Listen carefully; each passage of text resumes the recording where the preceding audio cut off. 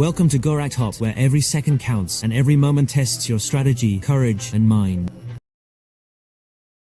The story opens with two American snipers, Mike and Tommy, both Marine commandos. They are planted deep in the scorching African desert, sent on a high-stakes mission to take out a high-profile target. Hours, maybe even days have passed while they wait. Mike and Tommy scan their surroundings meticulously, eyes sharp for any sign of danger. Then Mike spots vehicles approaching through his scope. Instantly, he alerts Tommy to stay sharp. Tommy contacts base, confirming that the target is now in their sight. They both understand this mission isn't just about eliminating the target, it's about strategy, patience, precision. From the other side, a small procession appears on foot, accompanied by a camel. Sitting atop it, a bride in full ceremonial dress. The older man is Syed Asif, flanked by numerous security guards. Silently, Mike signals Tommy. Every step from here on must be careful, deliberate. People gather from both sides, and the wedding rituals begin. Perched on the hill, Mike lines up a shot at Syed, but each time, the bride and groom cross the line of sight, blocking him. Mike realizes every decision now hinges on judgment and timing. Orders come through. Take out the groom to complete the mission, but killing him doesn't feel right in this moment. Something about it seems wrong. Tommy pressures him, urging him to fire, but Mike holds steady, admitting he can't take a clean shot, and calls off the action. The celebration of a wedding and the tension of a deadly mission press down on their minds simultaneously. Then, a terrorist gaze flickers upward, directed at something glinting on the hill. Mike's rifle scope. They've been spotted. Bullets start flying. The target escapes in the chaos, slipping away. Mike and Tommy, outnumbered and exposed, have no choice but to retreat. They agree regrouping in a secure location is now the only option. They leap down the hill, boots kicking up clouds of dust. Then Tommy's GPS device smashes against a rock, shattering instantly. Two militant vehicles roar behind them, cutting off escape routes from every side. Mike scans the terrain quickly, searching for possible hiding spots. He fires in a different direction to distract them. When the militants move toward the gunfire, Mike and Tommy slip into cover, disappearing into the shifting dunes. But a brutal sandstorm rises, howling across the desert. It becomes their cover and their danger. Mike and Tommy both know this storm is a double-edged sword. It hides them, yet every step could be deadly. Without a GPS, orientation is nearly impossible. Hours pass in the searing heat, sun beating down, water running low. Tommy contacts base. The mission has failed. The terrorists got away. We're trapped in the storm. Militants closing in. Immediate assistance required. The officer at base responds, make it to the nearest village. You'll be extracted from there. Mike exhales, turns to Tommy, patience. Every step calculated, every move deliberate. Through the telescope, Mike spots movement. A man, possibly with his daughter. Tommy suggests, maybe a local, someone who can point them in the right direction. Mike realizes help from a trustworthy person could be their only way out. They move cautiously toward the figure. Then Mike notices a plate half buried in the sand, a clear warning sign. Memories flash. Over the past 40 years, more than 8,000 battles, 3 million landmines planted across this area. If this is the same zone, every step is life or death, Mike warns Tommy. Every move counts now. A little further, Mike finds a toy soldier in the sand and tucks it into his pocket, but Tommy ignores caution, pushing forward carelessly. His foot lands on a landmine. The explosion rips through the ground. Tommy screams, both legs mangled. Mike's stomach drops. Any misstep now could be fatal. As Mike moves to help, a click sounds beneath him. He freezes, foot locked in place. One wrong step and the mine beneath him could detonate. Through the dust and smoke, he sees Tommy, both legs gone, screaming in agony. Mike whispers, we move only with patience, only with a plan. I can't get to you directly, he tells Tommy. You'll have to call for help with the radio. Tommy injects morphine twice to dull the pain, crawling toward the radio. But connection fails, base unreachable. Their last hopes shattered. One path remains, reach the village by any means. Seeing Tommy in ping, Mike decides he will move. The mines are old. Corrosion might prevent detonation, but Tommy protests. He doesn't want Mike taking such a risk. Mike's resolve hardens. Every step from here on must be taken with utmost care. Every move measured. Every heartbeat deliberate. He says, you have to survive. Tell my wife that I love her. Then he suits up. Mike feels a deep sorrow. He can't save his partner, no matter how much he wants to. He takes a long, steady breath, reminding himself every step from here on must be deliberate. He calms himself, thinking of ways to escape this nightmare. His eyes land on Tommy's bag, the radio inside, a chance to call base for help, but the bag is out of reach. Using his bootlaces, he ties the bag to a small hatchet. He lays it down on Tommy's bag. His bodies will put it for a longer. Thinking fast, Mike separates essential items from the bag, prioritizing what he might need. He pulls out a small solar charger, capable of powering the radio in minutes, but he has to wait. Until then, he lays out everything else, calculating, weighing options. Mike tells himself, patience and a proper plan are the only things keeping us alive. Then, the radio crackles. Base is on. Mike tells them, I'm standing on a landmine in the desert, and Tommy is already dead. He explains the situation in detail, every word laced with tension. The The officer asks about the mission. Mike admits it failed. Where's your position? The officer presses. My GPS is broken, Mike says. All I know, we're roughly 4 hours west of the mission site. He carefully communicates his position, hoping help will arrive quickly. The officer responds, they can't reach him yet. Sandstorms are constant. Rescue teams would take 52 hours to reach him. Until then, he must survive on his own. Mike snaps internally. 52 hours? I can't survive that long. Food and water are nearly gone. I need help now. He steadies himself, deciding to face every challenge with patience and courage. The officer confirms within 52 hours, a convoy will pass nearby. Mike must signal to reveal his location. He sets a timer on his watch, mentally preparing. No mistakes can happen now. Contact ends. Mike locks 52 hours into his timer. Outside, a massive sandstorm rises again. He gathers his gear, covers his face, braces himself with gun and knife, fighting the storm for hours. Holding his footing is grueling, but when survival is on the line, humans push past impossible. Mike reminds himself, courage and patience are his only shields. Hours later, the storm subsides. Sand has piled over him. As he clears it, he sees Tommy's body shifted closer by the storm. He removes the batteries from Tommy's pocket and finds a photo of Tommy's family. He returns it to the pocket. Then he notices the bag with the radio has been blown away in the wind. Mike resolves, every step from here on will be careful, deliberate, patient. Mike had the batteries, but no radio. He chuckles to himself, thinking maybe fate has a sense of humor. Hours pass as he sits there, the blazing sun beating down, water gone. Mike tells himself discipline is the only path to survival, but his patience frays. He fires rounds into the air, shouts for help, but the desert swallows his voice. He tries to suit up to prepare himself, but then he remembers something his partner once said, and he calms down. He scans his surroundings carefully, looking for any movement. Then he sees a figure approaching, zigzagging, not walking straight. Mike tenses. Maybe. He draws a deep breath, readying himself. Every step from here must be calculated. He raises his gun. Mines are everywhere. Stay where you are. Moments later, it becomes clear the man isn't a militant. Mike sees calm, helpful intent in his eyes. The man zigzags closer, asking why Mike is trapped here. You should be with your family. Mike explains his partner was killed in the blast, and he's standing on a mine himself. He reminds himself caution is the only thing keeping him alive. The man tells him, don't worry about your friend. Think about yourself and move forward. Mike thinks the man is reckless. Any step could trigger the mine. He asks for the radio to call base, but the man doesn't give it. He takes Mike's water bottle instead. Hours later, Mike notices a little girl running zigzag, approaching him. Mike decides only courage and patience will see him through. The girl is the man's daughter, bringing water from the village. Mike drinks, finally feeling a measure of relief. The girl shows him a toy soldier, identical to the one he found. Mike gives her his own toy soldier. He realizes even small gestures carry hope and trust. The girl signals that he should move forward, but Mike refuses. He asks the girl to bring the radio instead, but she ignores him and walks away. Evening approaches. Mike glances at his watch. Still 38 hours until help arrives. He quickly lights a fire, securing a small perimeter before darkness falls. He pulls out his phone, watching a video of his wife. Emotion hits him hard. For a moment, he drifts off. When he wakes, the fire is out. Then growls, echo, wolves. He sees them dragging Tommy's body. Mike whispers to himself, every step from now on must be deliberate. He fires into the air quickly. One wolf steps on a landmine, and the explosion kills it instantly. The other wolves scatter, terrified. When morning comes, Mike sees the same man standing before him. You're lucky to have survived the desert's deadly night, he says. Mike asks, maybe you know about the mines. That's why you move in zigzags? The man shakes his head. I don't know where the mines are, but walking straight like that is safer. Mike realizes small guidance and a little help can change a life. He asks the man for the radio again. This time, the man brings it back safely. Mike turns it on, hoping help is coming soon, but base doesn't respond. The man tells him, you must keep moving, and then he leaves. In the desert's heat, dehydration sets in. Mike begins to hallucinate. He sees Tommy sitting before him, telling him to go home. Mike reminds himself only patience and caution will keep him alive. Night falls. Mike pulls out his phone. His father's call appears, but it's just a mirage. No signal exists this far in the desert. He sees Jenny in visions, urging him to return home. Mike tells himself, I need to distinguish imagination from reality. Then wolves attack again. Mike fires to defend himself, standing on the landmine throughout the night. Morning comes. He looks around. The wolf carcasses lie scattered. 45 hours have passed standing here. Only 7 hours remain until help. Mike feels vigilance is now his top priority. A voice comes over the radio. An officer. Help will take 17 more hours. The convoy sent to rescue him was attacked by militants. Mike's courage falters. I can't survive any longer, he whispers. He reminds himself, only wise decisions and patience can keep me alive.